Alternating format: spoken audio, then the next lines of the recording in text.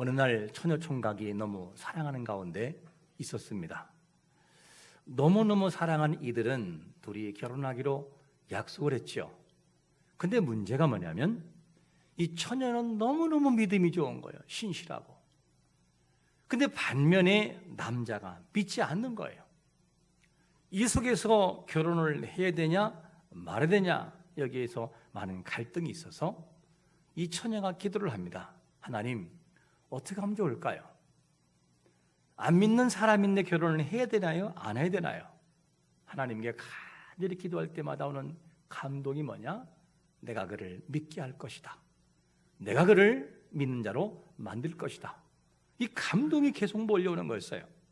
그래서 이 처녀가 내린 결론이 뭐냐면 결혼하고 그 다음에 교회에 나가고 예수님 믿게 해야지, 이 마음의 결단을 하고 결혼을 했습니다. 물론 남자도 내가 반드시 결혼하면 교회를 나가겠다 약속을 했습니다. 그리고 1년이 지났습니다. 교회에 나갔을까요? 안 나갔을까요? 어떻게 하세요? 남자들 결혼하기 전에 결혼만 하면 나간다고 하는 것이 거짓말인 경우가 굉장히 많아요. 반드시 예수 믿고 그 다음에 세례받고 그리고 믿음의 고백을 한 다음에 결혼을 하셔야 돼요. 10년이 지났어요. 나갔을까요? 안 나갔을까요? 안 나가요. 20년이 지났습니다. 안 나가요. 30년이 지났습니다. 안 나갔어요. 이러던 가운데에 35년 어느 날 전화 한 통화가 걸려와요. 그 전화가 어떤 전화였냐면, 지금 당신 남편이 택시 운전하다가 그 자리에서 사망했습니다. 이 대답이었어요. 이 아내가 급하게 가서 보니 진짜 남편이 교통사고를 통해서 그 자리에서 직사해버린 거예요. 이 아내가 남편을 안고 막 우는 거였어요. 손가락은 하늘 향해서 하나님께 삿대질하면서, 하나님이 나에게 약속했으면서 왜 그러십니까? 원망하면서 하나님께 손가락질하는 거예요. 당신이 살아계시냐고 이러면서. 그리고 이 아내는 너무나 실망스러워서 교회를 안 나갑니다. 신앙일을 떠나고 말았어요. 5년이 지난 어느 날 한 남자 청년이 찾아왔어요. 찾아와서 명함 하나 주면서 혹시 이분은 아시나요? 이거였어요. 이분은 아시냐고. 보니까 5년 전에 사망하기 전에 있던 자기 남편의 명함이었어요. 아니, 내 남편을 아십니까? 그랬더니만 배경을 설명하는 거예요. 사실은 그러면서 5년 전에 있었던 일을 설명하는 거죠. 자기 젊은 청년, 자기가 군대를 제대하고 군대를 나와서 이제 집으로 가려고 택시를 잡는 중에, 택시를 잡아놓고 택시 탄 다음에 그 택시 운전수에게 전도했다는 거예요. 교회 나가십니까?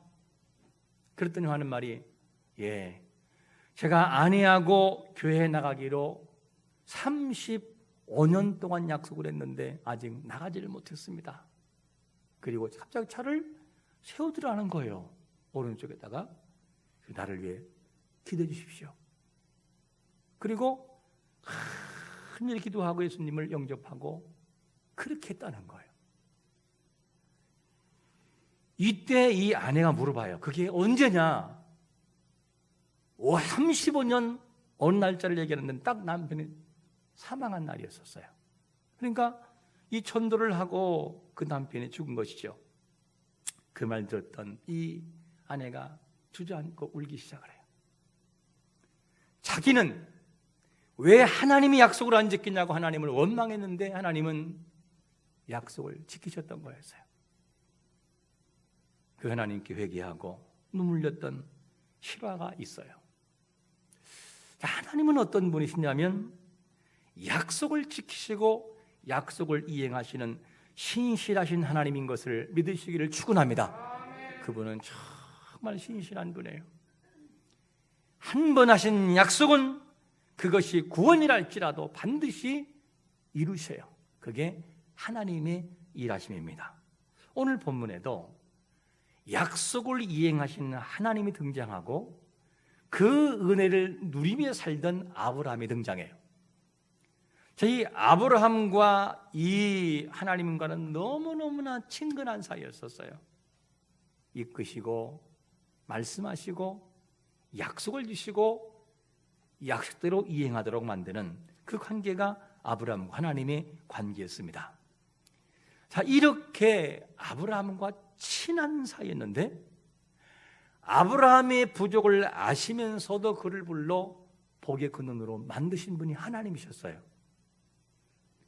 자, 그런데 이제 자녀를 낳고 난 다음에 하나님이 이 아브라함에게 자녀를 준 다음에 10년이라는 세월이 흘렀어요.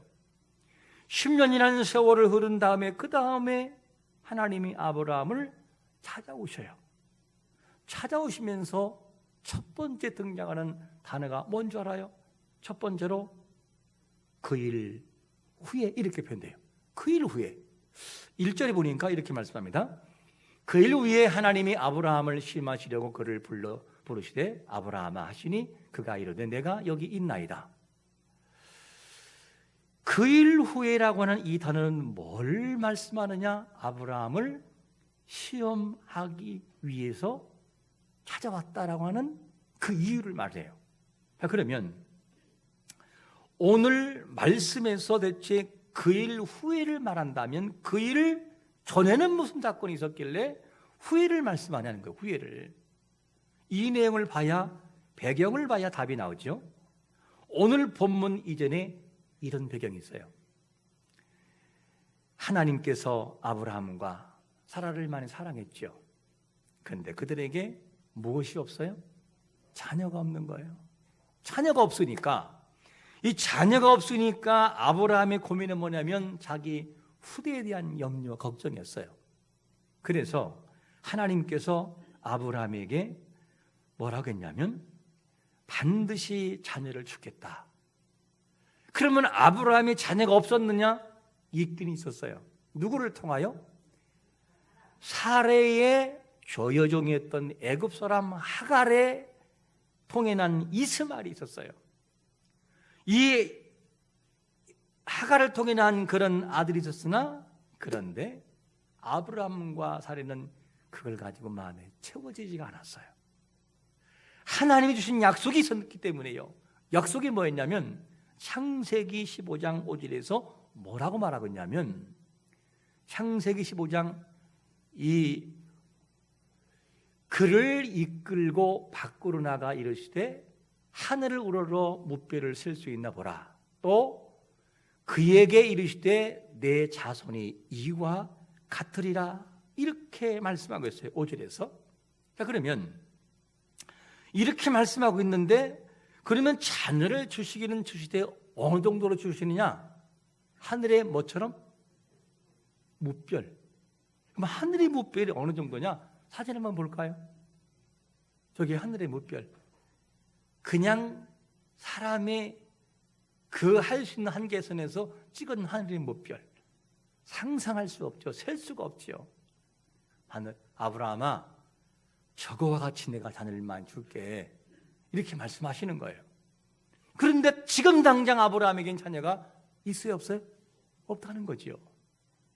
그때 하나님이 99세 때 하나님이 찾아오셔서 아브라함에게 약속을 하여 아브라함아, 내가 너희에게 자녀를 줄 것이야. 사라에게 아들을 낳을 거야. 이렇게 하나님이 약속을 하죠. 이 말 들었던 아브라함의 반응이 어땠을까요? 창세기 17장 17절에 보니까 이런 표현을 쓰고 있어요. 아브라함이 엎드려 웃으며 마음속으로 이르되 100세 된 사람이 어찌 자식을 낳을까? 사라는 99세인 내가 어찌 출산하리요? 이 표현을 우리가 한다면 이런 표현이죠. 하나님이 아브라함아 아들 줄게. 웃는 거예요. 웃음이 저절로 나올 수밖에 없죠. 웃겨서 웃는 게 아니고 너무너무 어이가 없는 상황 때문에 웃기 시작을 하는 거죠. 아니 생각을 해봐요. 100세가 다 된 아브라함이 아들을 낳는다고 하는 것이 이게 말이 되겠는가? 아브라함이 봐도 이거는 웃긴 일이고 불가능한 일이었어요. 그러니까 웃음이 나와요. 그러면 아브라함만 웃음이 나오느냐? 아니에요. 그의 아내 누구도요? 사라. 왜 제가 사례와 사라라고 하냐야? 17장에 지는 사례고 이후에는 사라기 때문에. 자, 그러면 이 사라는 어떻게 하느냐면 창세기 18장 12절에 보니까 이런 표현을 해요. 사라가 속으로 뭐라고? 웃고 이르되 내가 노쇠하였고 내 주인도 늙었으니 내게 무슨 즐거움이 있으리요? 안 된다는 걸 알고 있다니까요. 그러니까 아브라함도 웃고 사라도 웃어요. 말도 안 되는 소리란 얘기죠. 이 말을 사라가 웃을 때에 여호와가 뭐라고 하느냐? 여호와께서 능하지 못한 일이 있겠느냐? 그러면서 하겠다. 내가 반드시 너에게 자녀를 주겠다는 약속을 주어요. 그래서 하나님께서 아브라함과 사라에게 약속대로 아브라함에게 100세의 아들을 주는 거예요. 그게 누구냐? 이삭이었죠. 이삭이 100세에 얻었을, 이 아브라함이 100세에 얻었을 때에 이삭을 받던 마음이 어떤 마음일까? 이건 상상을 초월하지요. 이제 제 동기들 벌써 할아버지 된 사람도 있고 또 선배들도 할아버지 됐어요. 저는 아직 할아버지가 안 됐지만 그들이 뭐라고 하는 줄 알아요? 할아버지가 돼야 마음을 알지. 이런 얘기도 해요. 할아버지가 돼봐야. 무슨 말이냐? 아버지 세대에서 할아버지 세대로 넘어가 보니 자기들이 넘어가 보니 야, 이거는 느낌이 다르다는 느낌이. 나는 나이가 어릴 때에 20대의 자녀를 키웠을 때는 그냥 급하게 먹고 살기 힘든 가운데 아내를 양육해서 어떻게 키웠는지를 모르겠는데 할아버지가 돼보니 마음이 얼마나 넓어지고 손자의 행동과 말을 다 수용할 수 있더라는 거예요. 뭐라고 하든 다 수용할 수 있더라는 거죠. 그러면 아브라함이 나이가 몇 살 때 이삭을 얻었다고요? 100세 때. 상상을 해보세요. 100세 할아버지가 손자 같은 그 아들이 거기서 옹알이를 할 때 어떤 마음이 들겠는가? 여러분 같으면은 완전히 거기에 빠지지 않겠어요? 푹 빠질 거예요. 저는 20대에 나왔을 때도 완전히 빠지던데요. 푹 빠졌을 거예요, 완전히. 그러니 아브라함이 하나님의 은혜를 받은 사람으로서 완전히 이삭에 빠져 있는 거죠. 이게 뭐냐? 하나님이 찾아오셨던 이유였어요. 그리고 그때를 바로 그 일 후에 이렇게 표현되는 거예요. 그 일 후에. 그러니까 하나님이 아브라함에게 이삭을 주고 행복을 주고 가장 행복하고 걱정과 염려가 전혀 없던 그 시절을 10년이라는 세월이 흘렀는데 그런데 아브라함의 마음이 점점 식어졌다 얘기해요. 그 일 후에 그리고 하나님이 찾아올 수밖에 없었어요. 우리 한번 앞에 사진 한 장 볼까요? 여러분 기억하시나요? 저 사진이 50년, 60년 전의 일이에요.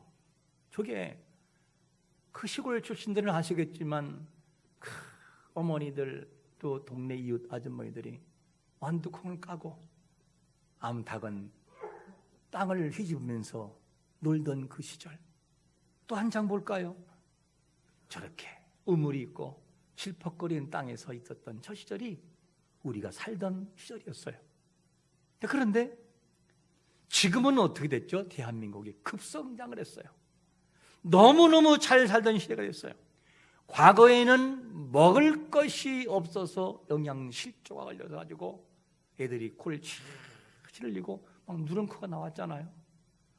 얼마나 반질반질한지 숨에 코를 하다 닦아가지고 때로는 머리에 부스럼이 막 나고 그랬잖아요. 빠방이라고 했잖아요.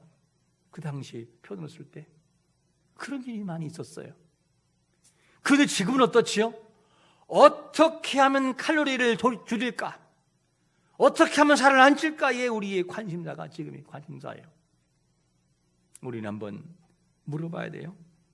하나님이 아브라함을 찾아왔을 때가 가장 행복하고 이삭에게 빠져 있을 때였었어요. 그러면 오늘날 우리는 어떤 시대를 살고 있는가? 과거에 비해는 너무도 발전적이고 급성장한 시대의 최첨단을 걷는 우주를 여행하는 시대에 살고 있습니다. 너무 잘 살고 잘 먹고 누리고 있는 시절. 지금이 아브라함이 그렇게 행복을 누렸던 그 시대가 아닐까요?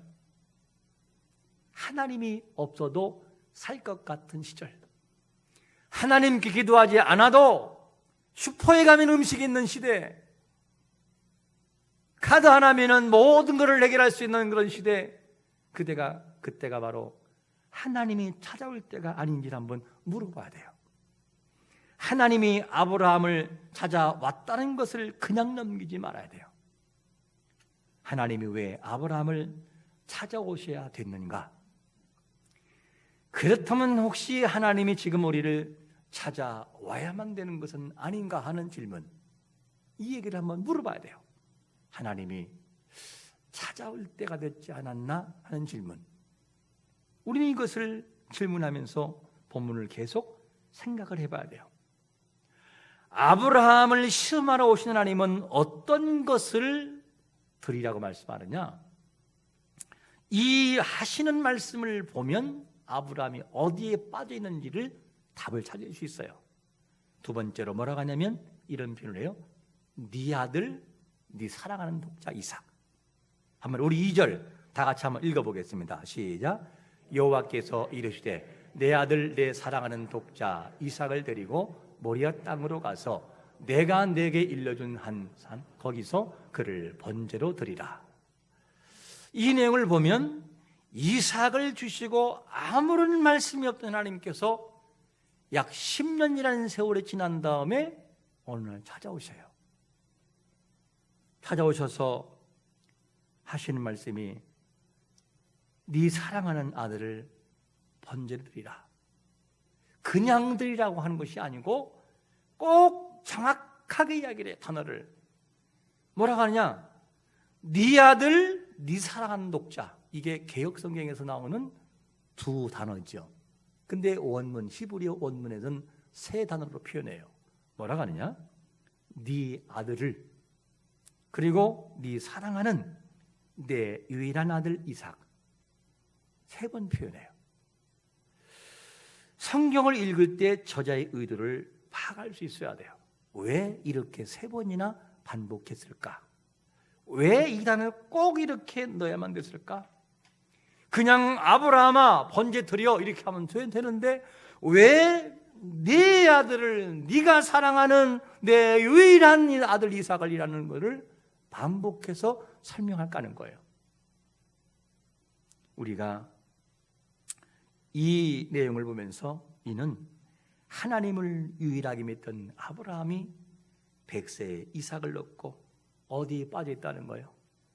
이삭에게 푹 빠져서 하나님을 향하던 과거의 신앙은 점점 잃어가고 있던 것이죠. 바로 하나님이 그때에 말씀하는 거죠. 우리가 여러분 어른들이 이렇게 말을 하잖아요. 정말 자기 손자를 바라보고 쓰는 표현이 있어요. 너무 이쁘다고 할 때 뭐라 하죠? 아이고 내 새끼, 아이고 내 새끼, 아이고 내 새끼 그러잖아요. 딱 그렇게 지금 표현하고 있는 거예요. 누가? 아브라함이. 이렇게 빠져있는 상황이 있을 때 하나님이 찾아오셔야만 됐어요. 찾아와야 됐어요. 아브라함이 갈대아우리에서 불러내시고, 아브라함을 갈대아우리에서 불러내시고, 그리고 복의 근원으로 만드신 하나님을 잠시 잊은 건 아닐까? 하나님이 찾아오셔서 내가 그렇게 사랑하는 아들을 번제드리라 라고 할 때 아브라함의 마음은 어땠을까? 아차 싶었을 거예요. 아, 내가 잠시 하나님을 잊고 살았구나. 내가 그렇게 의하던 하나님을 베껴둔 아들 때문에 내 마음이 잠시 하나님을 떠나고 있었구나. 과거에는 하나님이 가장 유일하신 분으로 믿고 있었어요. 그런데 이삭에 들어오는 순간 유일하신 그분이 내려와야 됐어요. 이렇게 누구와 같이? 하나님보다는 더 높은 아니어도 하나님과 같은 선상에 두고 그렇게 마음을 빼앗겨버린 이 아브라함 모습을 우리가 상상해 봐야 되는 거죠. 하지만 아브라함이 그 하나님의 말씀을 듣고 다시금 신앙을 회복하기 시작을 해요. 찾기 시작하죠. 그러면서 3절 이후로 진행되는 모든 과정은 자기 신앙을 다시금 표현하는 내용이에요. 내가 어떻게 하나님 앞에 드릴 것인가에 대한 이 부분을 아주 명확하게 표현해요. 그리고 무섭게 아브라함이 다시금 그 신앙을 회복하기 시작을 합니다. 어느 누구도 늘 수 없게끔. 그렇게 가장 어려운 상황이 있을 때 도와준 하나님을 다시금 찾는 것이 아브라함의 신앙의 모습이었어요. 어른들이 그런 말 하잖아요. 자식이 부모를 모르고 속속이고 그럴 때 하는 말이 뭔지 알아요? 이런 말합니다. 내가 저를 어떻게 키웠는데 자식 다 소용없어 이러고 속상한 말을 해요. 다 키워봐도 소용없다고 이런 말을 할 때가 있어요. 자, 그러면 하나님의 마음은 어땠을까? 그렇게 하나님을 찾고 하나님을 향해 있던 그 아브라함, 하나님 외에는 나는 하나님 외에는 없다고 고백했던 아브라함의 마음이 점점 식어져서 찬이에게 마음을 빼앗겨버리고 나갔을 때 하나님의 마음이 어떤 마음이었을까? 이 부분을 우리가 한번 기억해 봐야 되는 것이죠. 아브라함이 가장 사랑하는 독자를 바치라는 명령에 아브라함은 그대로 순종해요. 그리고 이삭을 데리고 갑니다. 방황하거나 주저하거나 하는 표현이 나오질 않아요. 마음이 어떻든지 간에 그는 그대로 순종합니다. 그리고 아브라함은 생각했을 거예요. 나를 100세에 그 불가능한 나이에 내 아들 친 하나님, 그분은 모든 걸 할 수 있는 분이시지. 그리고 이제는 거의 다 왔을 때에 종들을 머물게 합니다. 그때에 뭐라고 표현하냐면 본문 5절에 보니까 이런 표현을 써요. 이에 아브라함이 종들에게 이르되 너희는 나귀와 함께 여기서 뭐하라? 기다리라. 내가 누구와 아이와 함께 저기 가서 예비하고 우리가 너에게로 돌아오리라 하고. 자, 이 내용을 보면 우리가 너에게 돌아오리라 단지 종들을 떼어놓기 위한 수단이 아니라니까요. 우리가 볼 때는 그것처럼 보였지만 이 히브리어 원문을 보면 주어가 명확해요. 그리고 우리가 돌아올 것이다. 우리가 무슨 말이죠? 나와 이삭이 함께 저기 가서 예배 드리고 오는데 아들을 번제로 드리고 나만 홀로 돌아온 것이 아니라 우리가 돌아올 거라. 주어가 명확해. 우리가, 나와 이삭은 같이 돌아올 거야. 이 말은 무슨 말이죠? 하나님이 반드시 누구를 살린다? 이삭을 살릴 것을 하나님이 이 아브라함이 믿었던 거예요. 진짜 믿은 거예요. 이거는 허풍이 아니라니까요. 허풍이 아니라고 하는 것을 어디를 보면 알 수 있느냐?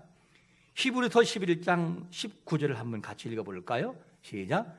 그가 하나님이 능히 이삭을 죽은 자 가운데서 살리실 줄을 생각한지라 비유컨대 그를 죽은 자 가운데서 도로 받으신 것이니라.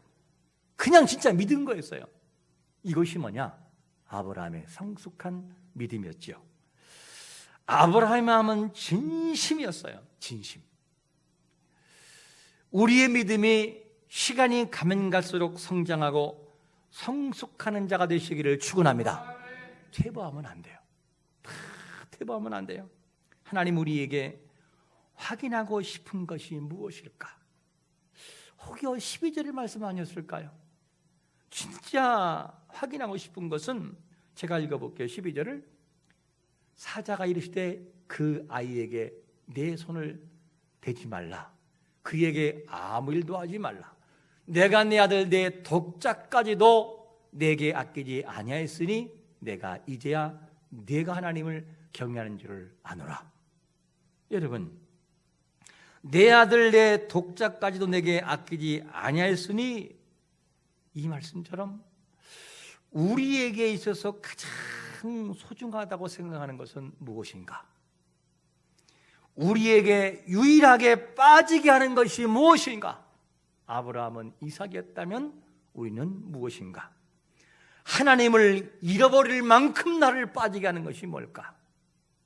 우리는 물어봐야 돼요.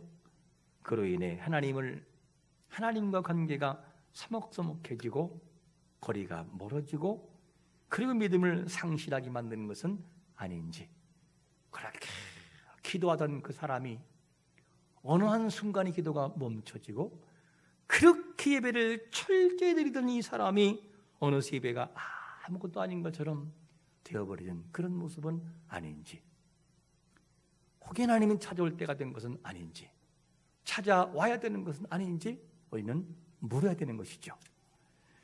이 마음을 우리가 기억하면서 우리의 마음속에 잊지 말 것은 오직 내 인생에 하나님이 유일하신 한 분이라는 사실을 고백해야만 돼요. 하나님은 이것을 우리에게 원하시는 것이죠. 하나님이 나에게 어떤 존재인지를 우리는 물어봐야 돼요. 하나님은 대체 우리에게 어떤 존재인가? 하나님은 우리의 인생의 어느 영역을 차지하고 있는가? 하나님 나의 전부입니다 라고 고백하십니까? 그렇다면 이렇게 구체적으로 물어볼까요? 내 생각 속에 하나님이 어느 정도 관여하시는가? 내 계획 속에 하나님이 어느 정도 관여를 하시고 관여하시도록 내어 드리는가? 그런가 하면 내가 즐기는 취미, 섬세한 부분까지 있어서 하나님은 나에게 어느 정도 관여하고 계시는가 하는 질문을 한번 해봐야 되죠. 하나님은 잠언서 3장 6절에서 이런 말씀을 하십니다. 너는 범사의 그를 인정하라. 그리하면 뭐 한다고요? 내게를 지도하시리라. 우리의 생애, 우리의 행동, 우리의 습관, 우리의 태도, 모든 부분에서 하나님을 인정하기를 원하신다는 거예요.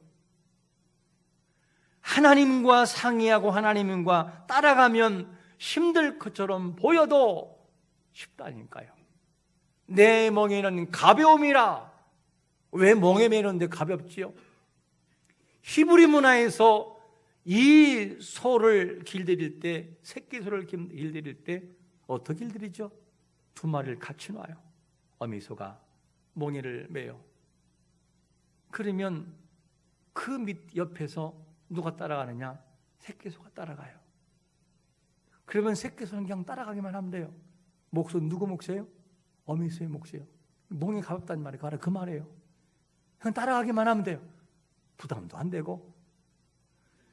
여러분, 하나님을 신뢰하고 맡기는 것이 간섭이 아니고 너무너무나 편하다는 거예요. 그분이 하시니까. 이거를 알고 우리의 삶에 하나님을 잊어서는 안 되는 것이죠. 하나님을 잊거나 멀어지는 경우는 두 가지예요. 첫 번째는 뭐냐면 너무너무 행복할 때, 누구와 같이? 아브라함처럼 너무너무 지치고 힘들 때 이뜻 하나님을 멀어지셨어요. 그럼 우리는 행복할 때도 지칠 때에도 우리 중심은 오직 한 분 하나님, 그분이 나의 구주임을 고백해야 되는 거죠. 이것이 되지 않으면 우리 신앙은 너무너무나 쉽게 변한다는 거예요. 아브라함에게서 하나님은 불가능을 가능케 하신 전능자였어요. 그리고 불행한 자신을 웃게 하신 분이 하나님이셨어요. 우리에게서 하나님은 어떤 분이신가? 우리는 대답을 해야 됩니다. 나에게 하나님은 어떤 분이신가? 오늘 우리가 기억할 말씀은 확인하시는 하나님이에요. 하나님은 어떤 방법으로든 우리의 믿음을 확인하신다는 거예요. 툭툭 던지는 여러 가지 다양한 환경을 통해서 하시든지 반드시 확인한다는 거예요. 우리가 살아가는 인생 속에서 오직 우리의 고백은 내 인생의 유일하신 분은 오직 하나님 당신이십니다라는 고백이 하나님을 기쁘시게 하고 우리를 만족하게 하는 역사가 있으시기를 예수 그리스도의 이름으로 축원합니다. 아멘.